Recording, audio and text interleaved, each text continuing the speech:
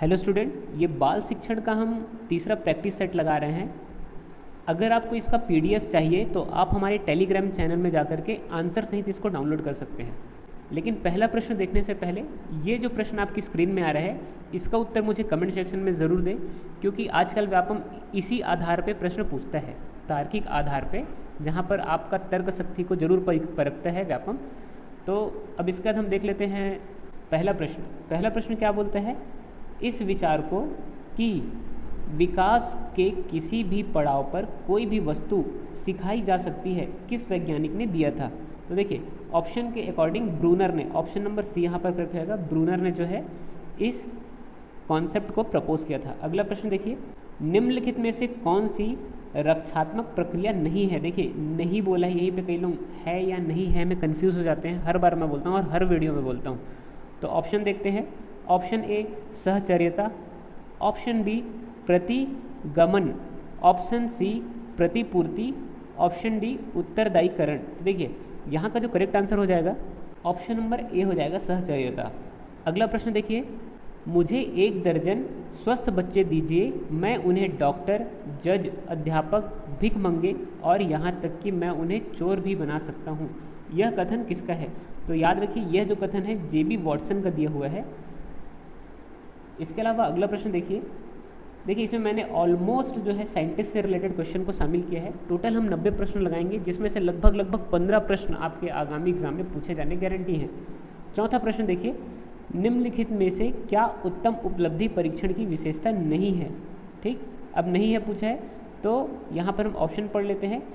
विश्वसनीयता, option B वस्तुनिष्ठता, option C अस्पष्टता, option D वैधकता। तो देखिए अस्पष्टता इसकी विशेषता नहीं है। अगला प्रश्न देखिए, अगला प्रश्न बोलता है एक व्यक्ति के मनोवैज्ञानिक एवं भौतिक परिवेश समान होते हैं, यह विचार किसके द्वारा दिया गया है। तो ऑप्शन के आधार पर ये जो विचार है किसके द्वारा दिया गया है, याद रखिए SR सहचर्यवादी के द्वारा। ठीक, अगला प्रश्न देखिए, 6वां नंबर प्रश्न बोलता है स्टैनफोर्ड बिनेट स्केल के द्वारा व्यक्ति के निम्नलिखित गुणों को मापा जाता है। तो बौद्धिक गुणों को मापा जाता है, ऑप्शन नंबर ए करेक्ट हो जाएगा। देखिए इनके द्वारा परीक्षण लगभग 10 उप परीक्षण है, जिसके अंतर्गत किसी भी स्टूडेंट या बच्चे का जो है 10 प्रकार से बौद्धिक परीक्षण किया जाता है। याद रखिए ये भी पूछ सकता है कितने प्रकार के परीक्षण है, तो 10 प्रकार के उप परीक्षण है। अगला प्रश्न देखिए,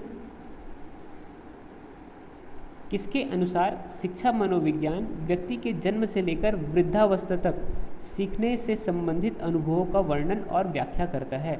तो क्रो एंड क्रो के अनुसार, ऑप्शन नंबर बी। अगला प्रश्न देख लेते हैं। अगला प्रश्न क्या बोलता है, परिवार बच्चे को शिक्षा प्रदान करता है। तो देखिए इनफॉर्मल या अनौपचारिक शिक्षा प्रदान करता है। ठीक, अगला प्रश्न देखिए, विभाजन, तुलना, आलोचना इत्यादि क्रियाएं शैक्षणिक उद्देश्य के ज्ञानात्मक पक्ष को कौन सा स्तर संबंधित है। तो देखिए याद रखेंगे कि ये विश्लेषण से संबंधित पक्ष है। ठीक, अगला प्रश्न देखिए, 10वां नंबर प्रश्न है सतत एवं व्यापक मूल्यांकन का प्रमुख उद्देश्य क्या है। ठीक, प्रमुख उद्देश्य पूछा है तो देखते हैं इसमें ऑप्शन में गुणात्मक, ऑप्शन बी निदानात्मक, ऑप्शन सी परिणात्मक, ऑप्शन डी इनमें या ये सभी। तो ऑप्शन नंबर डी यहाँ पर करेक्ट हो जाएगा, ये सभी। अगला प्रश्न देखिए, डाल्टन शिक्षण विधि का विकास किसने किया। देखिए यहाँ पर आपने ऑप्शन में डाल्टन देख के डाल्टन नहीं मारना है, ये मिस हेलेने ने किया। डाल्टन शिक्षा पद्धति का जो विकास है किसने किया, मिस हेलेने। ठीक, अगला प्रश्न देखिए, 12 नंबर प्रश्न क्या बोलता है, वीडियो कॉन्फ्रेंसिंग को निम्न प्रकार के संचार में वर्गीकृत किया जा सकता है। तो देखिए वीडियो कॉन्फ्रेंसिंग क्या होता है, हमको दिखाई भी देता है और हमको सुनाई भी देता है और हम उसमें बोल भी सकते हैं, यानी दोनों साइड से संप्रेषण होता है। तो देखिए ये क्या हो जाएगा, ऑप्शन नंबर सी, दृश्य श्रव्य और दोनों तरफ से। अगला प्रश्न देखिए क्या है, 13वां नंबर प्रश्न बोलता है निम्न में से किसको वर्ष 1904 में अधिगम के सिद्धांत पर अग्रणी कार्य करने के लिए नोबेल पुरस्कार मिला। तो यहाँ पर याद रखेंगे ऑप्शन नंबर डी करेक्ट हो जाएगा, पावलाव को मिला था। ठीक, ऑप्शन नंबर बी। अगला प्रश्न देखिए, कोहलर ने विकसित किया, क्या क्या कोहलर ने ये पूछा है, तो यहाँ पर ऑप्शन नंबर बी करेक्ट लगा लेंगे, इनसाइट का सिद्धांत। अगला प्रश्न देखिए, जीवन भर सीखने की संकल्पना की उत्पत्ति का आधार क्या है। इसका जो आंसर आप ऑप्शन पढ़ के आसानी से लगा सकते हैं। ऑप्शन क्या बोल रहा है देखिए, देश में स्किलों की कमी, ऑप्शन बी लोगों की अधिकता से अधिक सीखने की इच्छा। ऑप्शन सी, देश को आवश्यकता है कि अधिक शिक्षित लोग की संख्या हो। ऑप्शन डी, ज्ञान का गतिक विकास। तो ऑप्शन नंबर डी हो जाएगा यहाँ पर, ज्ञान का गतिक विकास आएगा, क्योंकि ज्ञान हमेशा विकसित होते रहता है। अगला प्रश्न देखिए, 16 नंबर मोस्ट इंपॉर्टेंट प्रश्न है। यहाँ पर आप प्रश्न को पढ़िए। फ्रायड के अनुसार मन की संरचना की सही कोटि क्या है? तो देखिए, इदम अहम अति अहम, ये आपने कहीं ना कहीं पढ़ा ही होगा। ऑप्शन नंबर बी यहाँ पर करेक्ट हो जाएगा। अगला प्रश्न को देखिए, 17वां नंबर प्रश्न क्या बोलता है? एक अध्यापक का सबसे महत्वपूर्ण गुण निम्नलिखित में से कौन सा होना चाहिए? तो देखिए, इस प्रकार के प्रश्नों को आपको सबसे ज़्यादा पॉजिटिव जो आंसर दिखता है उसी को लेना चाहिए। यहाँ पर पहला ऑप्शन बोला है समय बाध्यता। ऑप्शन बी, अपने विषय में महारत। ऑप्शन सी, विषय में महारत तथा संचार क्षमता। ऑप्शन डी, सामाजिक क्षमता। तो देखिए, उनको अपने विषय का भी ज्ञान होना चाहिए और संचार की क्षमता भी। तो ऑप्शन नंबर सी यहाँ पर करेक्ट रहेगा। अगला प्रश्न देखिए, पियाजे के अनुसार पूर्व संक्रियात्मक अवस्था की विशेषता क्या है? मैंने पिछले वीडियो में टोटल इसकी 4 अवस्थाएं बताई थी। ये प्रश्न अक्सर आता है पेपर में कि कितनी अवस्थाएं हैं पियाजे की। तो टोटल 4 अवस्थाएं हैं, जिनमें से एक पूर्व संक्रियात्मक अवस्था है, जिसकी विशेषता क्या है? यहाँ पर आप जैसे ही ऑप्शन पढ़ेंगे तो पहले ही ऑप्शन आपको क्लियर हो जाएगा, प्रतिमूर्ति निर्माण। Option number A. अगला प्रश्न देखिए, 19 नंबर, निम्न में से शिक्षण का स्तर नहीं है। तो शिक्षण का कौन सा स्तर नहीं है? सूक्ष्म स्तरीय शिक्षण जो है शिक्षण का स्तर नहीं है। ऑप्शन नंबर बी करेक्ट रहेगा। अगला प्रश्न देखते हैं, निम्न में से कौन सा किशोर अधिगमकर्ता के नैतिक विकास से संबंधित नहीं है? तो देखिए, परिवार है, विद्यालय है, शारीरिक संरचना नहीं है, सिनेमा घर एवं पुस्तकें। तो देखिए, सिनेमा जो है वो भी है, ऑप्शन सी नहीं है, ऑप्शन डी है और ऑप्शन ए है। तो यहाँ पर correct answer option number C हो जाएगा। शारीरिक संरचना जो है वो उसके नैतिक विकास से संबंधित नहीं है। अगला प्रश्न देखिए, संज्ञानात्मक विकास का निर्धारण। तो संज्ञानात्मक विकास का निर्धारण कौन करता है? आनुवांशिकता करता है। अगला प्रश्न देखिए, मैकडूगल के अनुसार संवेगों की संख्या कितनी होती है? तो देखिए, जो संवेग की टोटल जो नंबर्स होते हैं वो 14 होते हैं, जैसे कि भय, घृणा, आश्चर्य, क्रोध, अधीनता, विचलन, कोमलता, ये सारे जो है टोटल 14 प्रकार के हैं। अगला प्रश्न देखिए, व्यवहारवाद के जन्मदाता कौन है? तो व्यवहारवाद के जन्मदाता कौन है? Watson. Option number A correct हो जाएगा। अगला प्रश्न को देखिए, निम्नलिखित में से रचनावादी अधिगम का उदाहरण नहीं है।